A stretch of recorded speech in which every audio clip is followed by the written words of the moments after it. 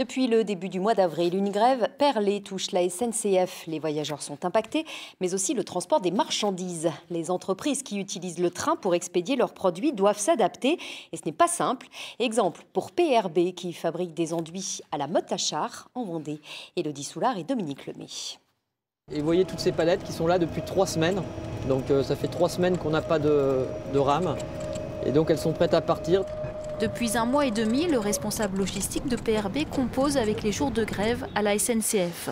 La société qui produit des enduits pour le bâtiment doit s'adapter pour livrer son grand dépôt de Marseille, qui est au bord de la rupture de stock.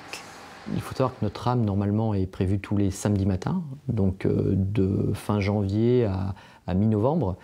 Et qu'aujourd'hui, on a les nouvelles souvent 24-48 heures avant l'arrivée de la rame du samedi matin.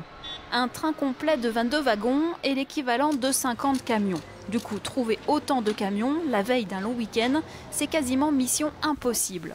Finalement, un message de la SNCF apprend à Joël Tesson qu'un train arrivera bien à la motte à char, mais avec 24 heures d'avance. La rame chargée partira à 15h25 de votre embranchement, ce qui vous laisse en théorie un créneau de 5 heures pour le chargement. Voilà.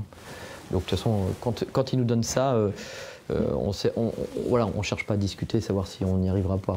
On y arrivera, quitte à mettre un peu plus de personnel. Voilà. Quotidiennement, 200 à 250 camions quittent cette société vendéenne pour ravitailler ses 25 dépôts installés dans toute la France. Mais pour les plus lointains, elle utilise le rail comme moyen de transport depuis la fin des années 80. Et malgré ces contretemps, pour cause de grève, PRB parie sur le train. Actuellement, on est en train de mettre 3 millions d'euros pour agrandir notre terminal, pour pouvoir gérer des trains complets, plusieurs trains complets en même temps.